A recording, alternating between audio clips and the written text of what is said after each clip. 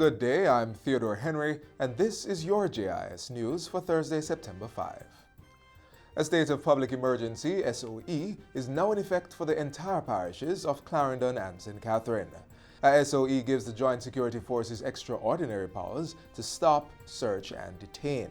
Prime Minister Andrew Holness made the announcement this morning during a press conference at Jamaica House. This proclamation of a state of public emergency shall remain in force unless revoked for a period of 14 days or for such longer periods, not exceeding 3 months, as both houses of Parliament may determine by a resolution supported by a 2/3 majority of the members of each house. Police Commissioner Major General Anthony Anderson says the high level of crime in Clarendon and St. Catherine since the start of the year is at a scale and nature where it greatly endangers public safety. He says Clarendon now has the second highest number of murders, reaching 100 since the start of the year. The St. Catherine South Police Division has recorded 91, while 66 murders have been committed in the St. Catherine North Police Division. We feel it is our duty to stand between those who would do harm and those in danger.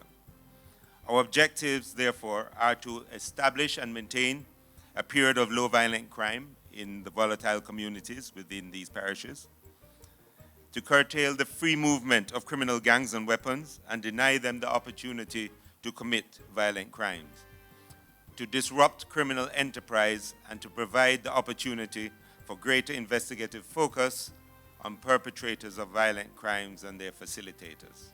Commissioner Anderson says St. James, Westmoreland, and Hanover have recorded reductions in murders since the start of the tri-parish states of emergency. The murder rate for St. Andrews South also declined by 75%. In relation to the seizure of illegal firearms and ammunitions, Commissioner Anderson says 73 guns and 4,500 rounds of ammunition were recovered in St. James since January. This is indicative of a lot of the work that's being done under the ambit of other police work being done under the ambit of the states of emergency, including community interventions, including building out our intelligence network, and including the investigations that are being done. 2 teams left the island today to assist with disaster recovery efforts in the Bahamas. The country was hit this week by Category 5 Hurricane Dorian, causing severe flooding and extensive damage to structures.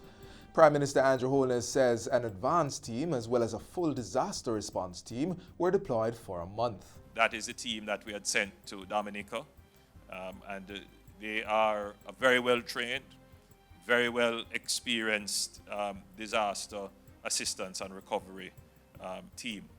So Jamaica will have presence in the Bahamas, and we will be at the disposal of the Bahamian government if they require any further assistance. Chief of Defense Staff Lieutenant General Rocky Meade says the team is being led by Lieutenant Colonel Godfrey Sterling. We are prepared to send our Coast Guard vessel with additional supplies for sustainment of our troops and some relief supplies for the Bahamians.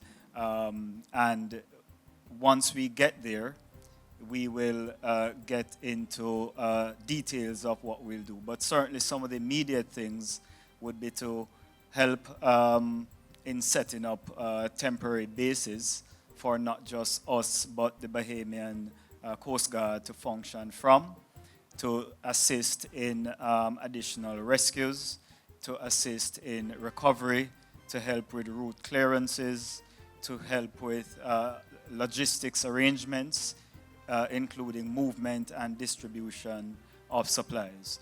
Citizens now have greater access to legal aid information and resources with the launch of the Legal Aid Council's website on Monday. The website provides information on where and what times persons can go for legal aid, as well as the lawyers available.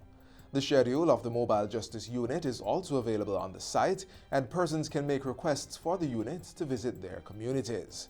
Minister of Justice Delroy Chuck says the launch of the Legal Aid website is a move towards achieving a first-class justice system. Today's launch of the website is a technological leap for the Legal Aid Council that will have a profound effect on the ordinary people of Jamaica who want to access critical information to get quality legal representation. $191 million will be spent to carry out rehabilitative works under the Rosetown Integrated Infrastructure Project in Kingston. Cabinet has approved the contract by the Jamaica Social Investment Fund, JIS, for Contracts Enterprises Limited to carry out the works. The disclosure was made by Minister with Oversight for Information, Carl Samuda, during Wednesday's post-cabinet press briefing at Jamaica House. The project will see the installation of 3.54 kilometers of 100 millimeter PVC distribution water mains, including 5 hydrants and service laterals to lots, and a PVC sanitary sewage inclusive of 10.38 kilometers of 100 millimeter diameter and 5.7 kilometer of 200 millimeter diameter pipes. The roadway will also be redone. Works are expected to last on this project for 10 months. Cabinet also gave approval for the construction of the new Port Maria Fire Station in St. Mary. The $217.5 million project will be built by Marshall Construction Company Limited and managed by the Jamaica Social Investment Fund. The works will include the construction of 3 single-story structures to house firefighting equipment, engine bays, dormitories, as well as administrative and training facilities. And finally, the National Craft Policy and the Visa Policy and Action Plan were approved by Cabinet. Minister with Responsibility for Information, Carl Samuda, says the Visa Policy and Action Plan is meant to streamline the governance and regulatory framework for the issuance of visas. The policy is expected to result in improved traveler experience and relieve the administrative burden on missions that currently issue visas. It will also allow for more flexibility, such as changes to the visa requirements, reduced documentation, standardized cost, and limited personal appearance at overseas missions and honorary consuls. As it relates to the National Craft Policy, Minister Samuda says the revised document is to be tabled in Parliament as a white paper. The policy was first brought before the House in 2018 as a green paper, following which a final consultation session was held with stakeholders during a policy validation workshop. Recommendations by stakeholders were considered and incorporated into the white paper.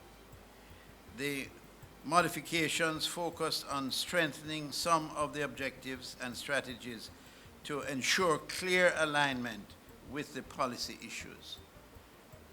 There was also a revision of the language to reduce ambiguities, specifically the replacement of craft, visual arts, and souvenirs with craft products. According to Minister Samuda, the policy aims to streamline the craft industry through improvements in quality, variety, value, sales, customer satisfaction, and profits. The policy will also promote greater local identity of finished craft and souvenirs, innovation, better packaging, regulation and production, and distribution facilities. And that's it for JIS News Today. I'm Theodore Henry. Thanks for watching.